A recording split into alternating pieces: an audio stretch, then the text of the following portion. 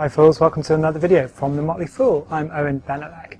Now today I'm going to do something called SWOT analysis. This is a way of looking at a company and its environment, its competitors, trying to get a feeling for where it's positioned, where it might do well and where it might come a cropper. It stands for strengths, weaknesses, opportunities and threats.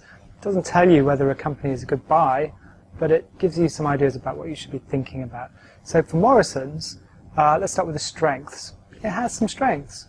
It owns its supply chain, it owns a lot of its food production facilities. That is a strength in an environment where people care about where their food comes from. It's got quite a strong brand in the north still, quite a lot of loyalty there. It owns pretty much all its own stores, so it's not paying a lot of rent, doesn't have to worry about that kind of thing. I'd say those are the main strengths. It's a pretty well-run business. Actually, we shouldn't forget that. Margins have historically been over 5%. That's produced a lot of cash flow and a dividend yield at the moment of over 6.4%. I think both those numbers are a bit TBD in the years to come, probably a bit high given the environment, but it shows that it's a well-run business. So if we go into the W, which is the weaknesses, Morrisons is not in a great position in many ways. It doesn't have an online business at all. I'll remind you, this is the year 2014. It's just launched one with Ocado. So it's got all the way to here without any online business. That is bad. It has very few convenience stores. This is where the growth in the supermarket sector has been coming from in recent years. It has very few of these stores, so it hasn't been seeing that growth.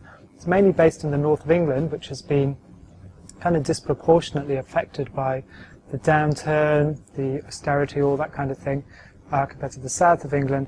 And I would say management is weak at Morrisons. There are those who say, well, they tried to keep margins up, they tried to do this, they didn't want to risk money on online.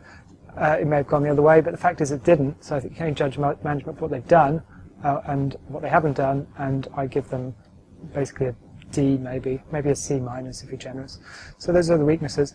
Opportunities, well, there's obviously it can fix its online business. I think it's unfortunately going to have to give quite a lot of money to Ocado if it even succeeds.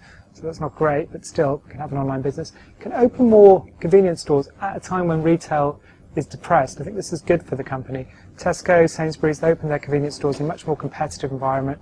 Morrisons can probably keep getting stores cheaper, so that's probably good. And then another opportunity is it has, as I say, it owns all its own property. That's worth £9 billion. It's been reluctant to do it so far, but it could do a sale and leaseback. Basically release some of that cash and use it to support its business against the threats. The last one, the T. Big threats, Aldi and Lidl, which are stealing market share from it in the north. Another threat is that Morrisons has responded, rightly I think, by saying it's going to cut prices and take those guys head on. The problem is companies like Tesco and Sainsbury's can cut prices much more than Morrisons, so they're going to be a big threat. So overall, a lot to think about if you're a Morrisons shareholder.